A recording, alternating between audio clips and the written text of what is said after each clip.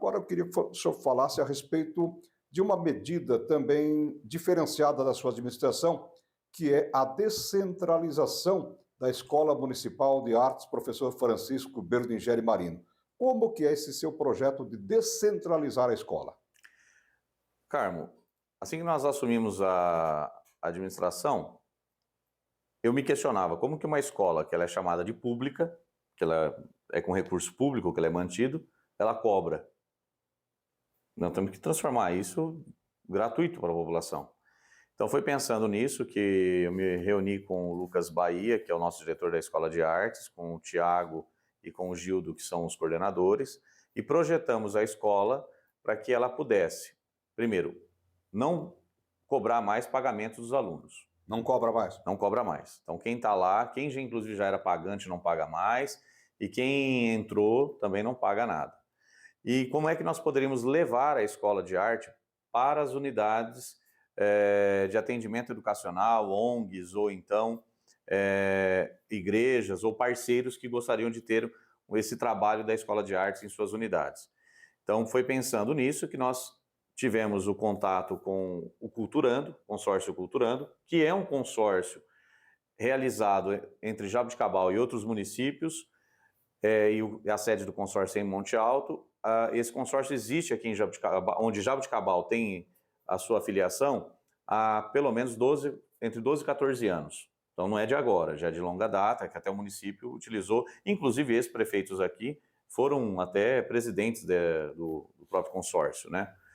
Então nós acabamos, de uma certa forma, utilizando a prerrogativa do consórcio. O Tribunal de Contas olha com muito bons olhos essa relação com o consórcio, onde a gente pode contratar o profissional por lá. Então a gente paga, repassa o dinheiro, o consórcio paga esse profissional sem gerar vínculo direto com a prefeitura, e ele consegue ter liberdade para trabalhar na hora estabelecida pela escola.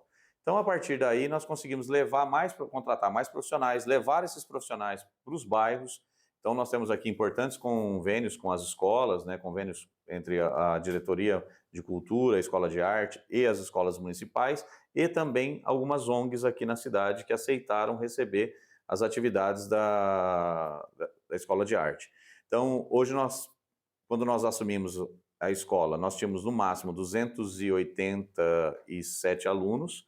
Hoje nós estamos com mais de 1.500 crianças sendo atendidas em musicalização.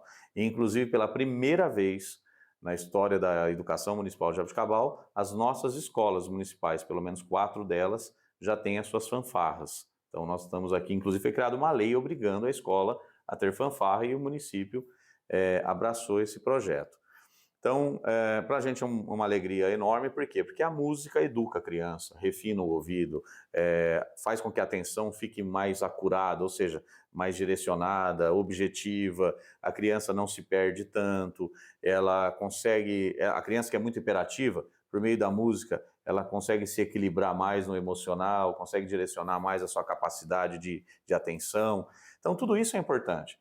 E eu me lembrei muito porque a Escola de Arte foi criada pela professora Vilminha de Simone. E a minha época, a dona Vilminha foi diretora do Pedroso quando eu fui estudante no Pedroso. E ela tocava piano pra gente, na hora dos intervalos de aula. E o sonho dela era que as crianças tivessem aula de música, de musicalização. Como eu me lembro muito bem desse episódio, eu falei, nada mais justo do que ter musicalização nas escolas, né? Inclusive introduzimos a musicalização nas nossas creches por meio também do Culturando. E as crianças nas creches, Carmo, têm tido um resultado, um desenvolvimento fantástico. As mães têm gostado bastante. Muito legal isso. Então já subiu de 280 para 1.400? Para mais de 1.500 crianças. E já tem projeto para ampliar ainda mais ou já... Se nós não tivermos problemas com a questão do Culturando, né, porque achei muito estranho, até vou abrir aqui, eu não gostaria de estar falando disso, mas é interessante. A Câmara Municipal, 5 vereadores ali, o professor Jonas, a professora Paula, Paulo Henrique, a doutora Andréia, a Pepa Servidoni, abriram uma SEI, né, contra a administração para apurar irregularidades no Culturando. Bom, nunca fizeram isso. O Culturando está há 14 anos aí prestando serviço, prestando contas, sendo auditado pelo Tribunal de Contas, tem a Aldesp, que é a que faz a auditoria do Tribunal de Contas, né? Mas, enfim, aí eu entendo que quando chega o professor Emerson, vai administrar a cidade, não atende a alguns caprichos particulares, né, vamos dizer assim, aí eu acabo sendo o alvo de uma situação. É engraçado que eu até falo, outras seis que foram abertas, elas também deveriam dar resultados para a cidade. E apenas foram abrir, diagnosticou, fechou e não teve resultado. Vide a questão da água, né? Em que tinha que ter lá 20, 27, 28 poços, ninguém falou nada. Ó, tinha que ter 28 poços, tranquilo. Quer dizer, e fica a bomba para quem está chegando para administrar. Eu não gostaria nessa entrevista de estar tratando disso, mas como já abriu a situação, qual que é meu medo e o meu receio? Que alguma coisa no Culturando que está em andamento já possa ser atrapalhado. Imagina crianças tendo esses prejuízos. Mas, de qualquer forma, não sou eu o responsável por essa situação. Acho que a gente tem que pensar aqui de que nós estamos trabalhando para o melhor da cidade. Nós viemos aqui para, primeiro, tirar uma escola de arte que cobrava para gerar gratuidade. Mostramos que pagamos com recurso público a escola de arte e os serviços sem ter prejuízo para o erário público. Mostrando, inclusive, o dinheiro e as contas, como estão sendo aditadas também pelo Tribunal de Contas. Então, vamos deixar que o curso da história vai mostrar o resultado. Prefeito, quero que o senhor fale um pouco a respeito do SEMAE. O que é o SEMAE? O SEMAE, ele é um centro multiprofissional, ele é um centro municipal multiprofissional de educação e aprendizagem escolar. Ele envolve duas etapas importantes. O primeiro, aquela criança que tem alguns transtornos, tá? Que não são consideradas deficiências de elevado grau, mas são consideradas deficiências de grau considerado. E são aquelas deficiências de elevado grau. Então o que é Então vamos lá, um transtorno de hiperatividade. Um transtorno de hiperatividade ou déficit de atenção, ele é um transtorno, sim, de uma determinada complexidade, que muitas vezes tem um amparo médico, tem um amparo psiquiátrico, um amparo psicológico, tem até remédio, que é muitas vezes colocado para a criança, mas que ele requer um olhar pedagógico mais intenso. Então, você já ouviu falar, a criança é hiperativa, não para na carteira, tal, ou a criança tem déficit de atenção, porque ou ela tem uma capacidade de raciocínio um pouco mais lenta, ou tem alguma dificuldade em visualizar o que está sendo passado pela professora, o que está sendo dito ali na sala de aula, ou trabalhado, e ela não consegue colocar nem no papel, nem ela expressar isso de alguma maneira. Essa é uma capacidade. Agora, existem aquelas outras crianças que já têm o espectro autismo, né, que é o transtorno de espectro autista, que aí você precisa ter um trabalho mais detalhado, com cuidado especializado mesmo. A criança que já tem uma deficiência intelectual maior, ou uma deficiência não só cognitiva, mas ela tem um comprometimento cerebral que vai avançar, porque aí você precisa de instituições como a APAE, outras instituições especializadas, ou ela tem uma deficiência visual, você precisa de uma instituição como a Olhos da Alma, entre outros. Então, o SEMAE, o que ele faz? Ele absorve toda a rede escolar, não só crianças, mas professores da rede escolar, pais, diretores, e passa um trabalho de apoio, um trabalho intenso na educação dessa criança.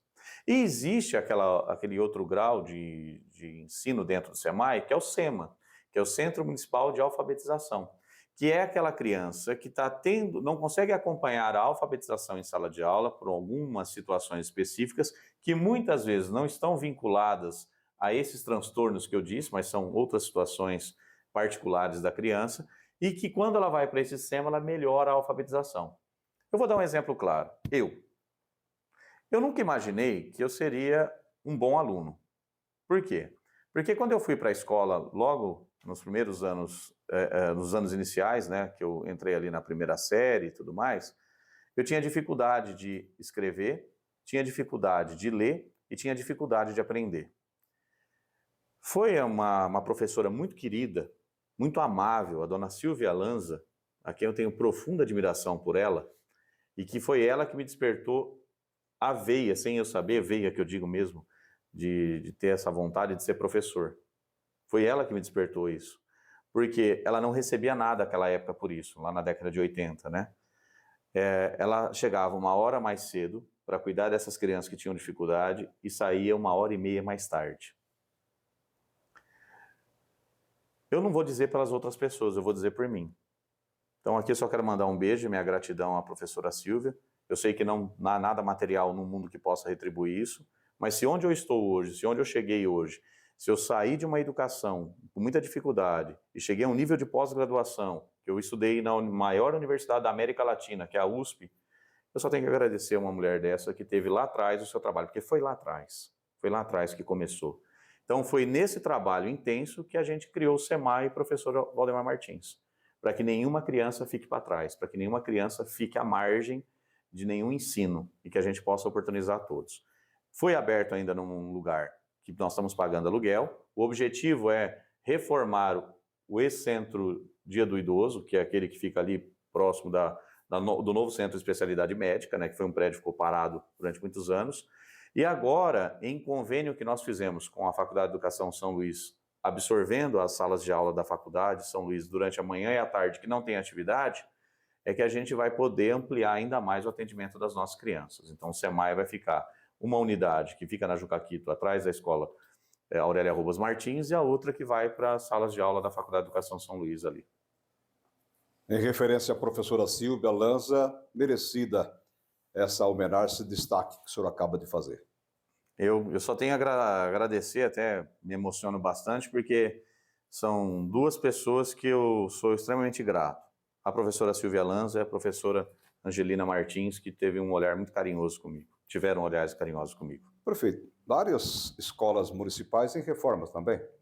Nós estamos reformando, nós vamos ampliar o CIAF 1, nós vamos ampliar o CIAF 2, nós vamos ampliar também a Joaquim Sorocabano, né? Então são salas de aula que serão ampliadas para atender as crianças nesse sentido.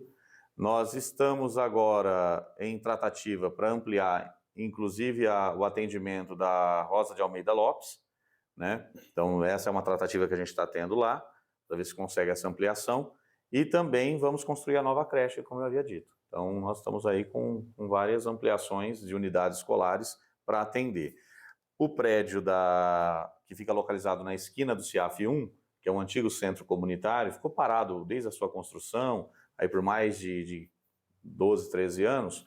A gente vai transformar uma parte dele em EMEC, para dar educação complementar às crianças ali da região, e a outra parte vai ser o CRAS 4. E lá na Lusitânia, a mesma coisa. Nós vamos ter um ponto de apoio do CRAS e também uma EMEC para dar educação. A EMEC ela não servirá apenas para crianças e adolescentes, vai servir para todo mundo. E outubro foi um mês especial que a Secretaria Municipal de Educação elaborou uma programação bem intensa para comemorar o mês das crianças. Foi um momento muito alegre, muito festivo, porque nós tivemos, Carmo, essas festas do Dia das Crianças em outras gestões, né, que faziam. E eu me lembro bem, na época do saudoso Deito Aleixo, que o Dia das Crianças, para as crianças do município, era comemorado ou no ginásio de esportes ou no campo do Atlético, do Jabuticabal Atlético. E a gente ia lá e tal, e a gente ficava feliz por ganhar um saquinho de pipoca, ganhar um saquinho de suquinho, né, que era da mini-usina, que a gente chamava, e sair pulando corda, brincando de cabo de guerra, fazer aquelas brincadeiras de criança que a gente tinha na época, né? É claro que os tempos mudaram, a modernidade chegou, tem hoje os brinquedos, pula-pula, futebol com sabão, entre essas outras coisas, e os personagens, e todo um atrativo e atividade. Não seria justo com as crianças, depois de uma pandemia, depois de terem vivido aí 2 anos de reclusão em casa, não terem uma atividade tão intensa dessa. E a Lúcia, muito sensível a essa situação, falou: Emerson, a gente tem que fazer alguma coisa para as crianças, porque elas merecem o direito delas. E nós fizemos, tudo dentro da lei, tudo dentro da legalidade, atendendo as nossas crianças. E o mais engraçado é que tem vereador da educação que é contra. Eu acho isso um absurdo, né? Não tem tamanho. Ser contra a administração pública, ser contra os projetos do governo, interessante. Mas, então, verifique quais são as agendas que não estão dando certo, né? E trabalhe em cima delas para nos ajudar. Agora, trabalhar em cima de agenda que está dando resultado e tal, aí eu entendo mais que é um interesse político do que necessariamente o interesse em resolver o problema da vida das pessoas. Prefeito, para finalizar nosso bate-papo de hoje, Fale sobre o aumento do subsídio para o transporte de universitários para as faculdades da região. Carmo, eu vou ser muito tranquilo, né? O que eu vou falar aqui, às vezes os bons políticos falam que não se deve falar, mas eu não estou muito preocupado com isso, eu estou preocupado em dizer a verdade. Campanha de 2012 me perguntava se eu ia dar transporte gratuito para os estudantes. Eu falava assim, eu tenho interesse, mas eu não tenho recurso financeiro, não vou enganar vocês. Aí prometiam para eles. Chegava no ano que o gestor ganhava, não era dado. 2016 foi a mesma coisa. 2020 me perguntaram a mesma coisa. Eu não posso prometer uma coisa que eu não tenho condições de realizar. Eu não posso enganar as pessoas que me colocam no lugar delas. E quando nós chegamos aqui, nós não tínhamos o projeto ainda da gratuidade do transporte. Mas aconteceu uma circunstância específica que aquilo que parecia que poderia gerar um problema nos deu uma solução muito grande. A gente conseguiu ampliar de 50% para 70% o desconto do transporte universitário, sem ter prejuízo também para o erário público. Se me perguntarem hoje, você tem interesse em dar 100% para o transporte universitário? Tenho, mas eu preciso ter dinheiro para fazer isso. Então não é possível que um gestor não tenha interesse. Eu acredito que todos os gestores tenham. Mas eu falei assim, eu só posso fazer mediante a verdade. Então eu não vou fazer um discurso para ganhar a eleição, porque eu quero o poder pelo poder. Eu desejo o poder para transformar a vida das pessoas. É isso que eu entendo como poder político, é para transformar e melhorar as condições das pessoas. Então, diante dessa situação, a gente conseguiu avançar e trazer 70% de desconto. Vamos caminhar, se Deus nos abençoar em uma oportunidade aí, para 100%. Estamos trabalhando. Não vou prometer nada, porque eu não sou dessa linha, mas eu acredito que vai chegar uma hora que a gente vai conseguir sim.